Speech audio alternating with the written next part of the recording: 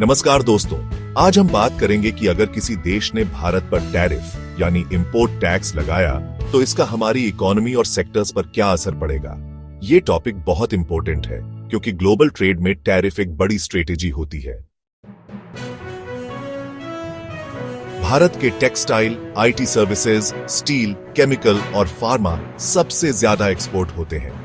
अगर टैरिफ लगते हैं तो इन सेक्टर्स की डिमांड घट सकती है क्योंकि बायर कंट्रीज के लिए प्रोडक्ट्स महंगे हो जाएंगे। भारत फ्रूट्स, वेजिटेबल्स, चाय, कॉफी, चावल जैसे प्रोडक्ट्स एक्सपोर्ट करता है। टैरिफ लगने से हमारे किसानों को इंटरनेशनल मार्केट में कंपटीशन फेस करना पड़ेगा। इसका सीधा इफेक्ट रूरल इनकम और मंडी प्राइसेस पर आता है। भारत से ऑटो पार्ट्स और इलेक्ट्रॉनिक कंपोनेंट्स एक्सपोर्ट होते हैं।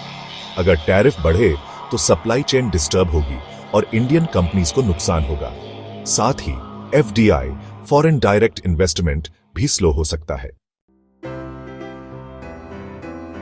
भारत का सबसे बड़ा एक्सपोर्ट आईटी और सॉफ्टवेयर सर्विसेज है।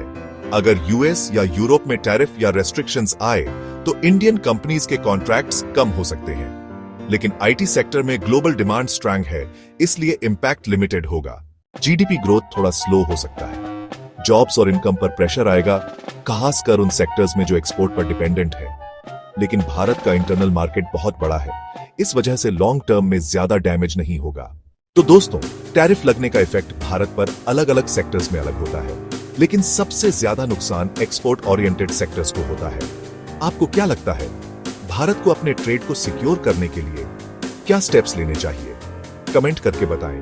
वीडियो पसंद आए तो लाइक और सब्सक्राइब जरूर करें।